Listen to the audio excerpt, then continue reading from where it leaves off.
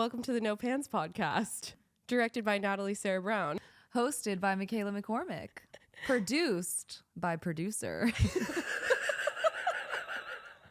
Actually, I told her to send me what she wrote down yesterday from our meeting with producer, and the subject line, I will read it, is I may not ever get my shit together. From Michaela McCormick to you. Welcome to the No Pants podcast, where no one can wear pants. So we have some tips on what to do on Valentine's Day when you don't have a Valentine. Should I say it? Yeah, because this is your thing. This is what I do. I don't just do this on Valentine's Day. I do this at least once a month, sometimes once a week, depending on how I'm feeling and depending on who answers the phone. And mostly on holidays you do this. Oh, I do. Oh, yeah, you're right. I do this on holidays. So, and Valentine's Day is a holiday. Take yourself out to dinner. Book a reservation. Make it seem like you got stood up. Oh, yeah. The second tip is show up at your ex's or your situationship, whoever's house that you are in love with at that time. Babe, show up. What? Babe, what? Why'd you say ex or situationship? You and I both know neither of us are showing up at our situationship's house.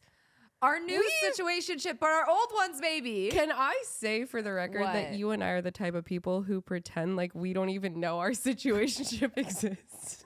It sounds like Natalie has an anecdotal story for this. Have you ever done that? Have you ever walked into your ex's house uninvited? I want to say my first ever real long-term boyfriend, I did show up at his house with a plate of cookies. Oh, you've done this multiple times. It's like my move, yeah. It's her thing. She shows up. That time worked out. I did that with a dear old friend of mine. We were so nervous. We knock on the door. We're like they just want to give you Christmas cookies. And then we like sprinted away and this whole family opened the door. A ye old friend. A ye old friend. Shout out. She knows exactly who she is. Then I recently did that when I had anxiety coursing through my bones because this was not a healthy relationship, nor was it a real relationship. And I felt like I was like, oh, we're friends. Like, let me just show up at his house. His friend is walking through the door. I follow the friend. He's inside. They're having a pool day. It's like May, June. He's like, did you just walk into my house? I'm like, no, I have no idea what you're talking about. No. I gaslit him. He gaslit me, so it's fine. Which brings us to tip number 3. If you're alone on Valentine's Day, you know what Michaela McCormick's signature move is? You book yourself a trip to Paris. You don't worry about being alone. You don't worry about your situationship or your fling or your boyfriend texting you and making plans or your girlfriend or your significant other or your partner. You go on that trip alone because we're not going to stress ourselves out about plans not being made.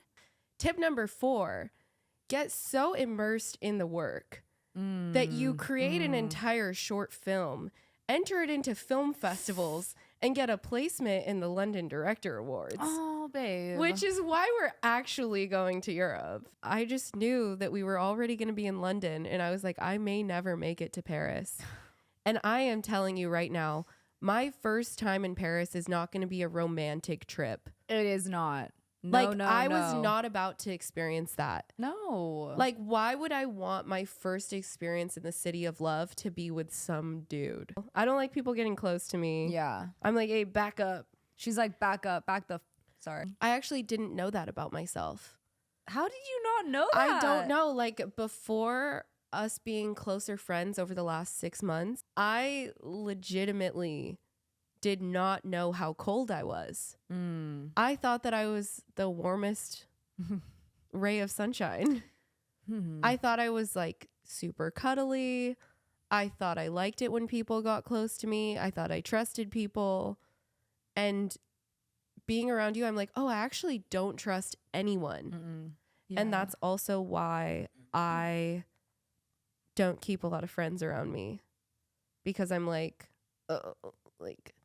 if I stayed friends with the people that I have been friends with over the last decade, it's like, I think that I just was living a certain kind of lifestyle and I was attracting people who were also living the same kind of lifestyle. Yeah.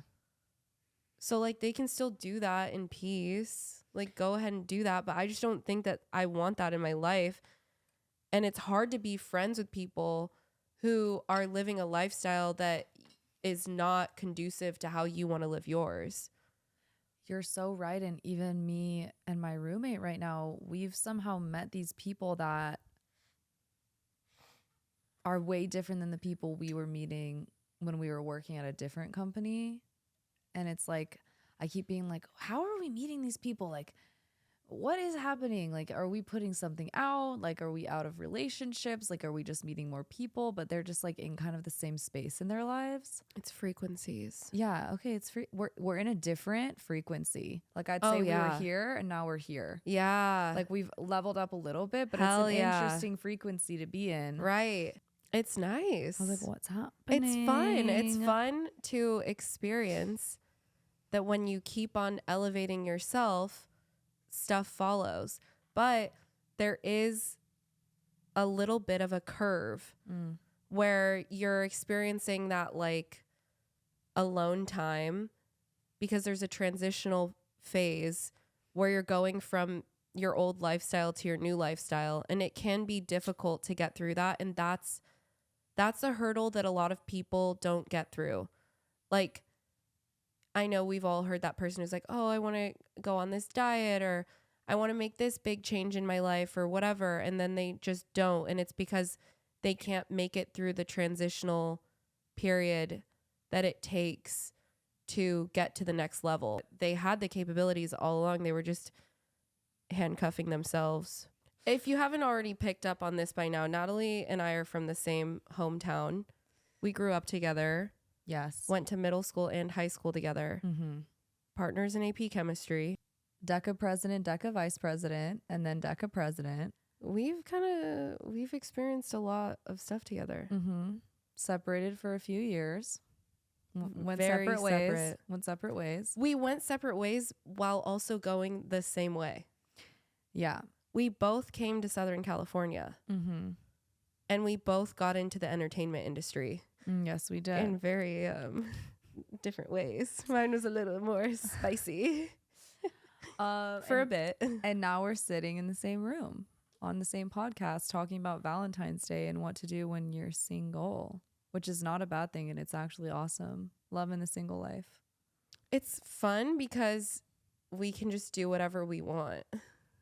We don't gotta worry about anyone else. Well, we have to worry about each other. Well, except for our friends and ourselves. But that's just like bottom line for me. Happy Valentine's Day because you're not with your exes. Don't stay with people you don't love. Don't feel like you need to settle. There are men and women and non-binary people out there for you. And sometimes you meet your soulmate, and if you don't put the work in, you let them pass you by. So just remember that if you're not putting the work into yourself and you're trying to figure out why you don't have a soulmate, the answer's in front of you. You're not working on yourself. You got to be working on yourself. You got to be letting the trains come to your station and you get on when you need to. But if the train doesn't stop at your station, it wasn't meant for you. It's okay to let it go. I say that because I could never let it go and I would chase after the train. Happy Valentine's Day. So our next episode's coming to you in March. Yeah. Before March 6th, you can look forward to seeing all of our Europe shenanigans on Instagram, TikTok, and YouTube. Thank you all for watching. Thanks for listening to the No Pants podcast, where no one can wear pants. Mwah.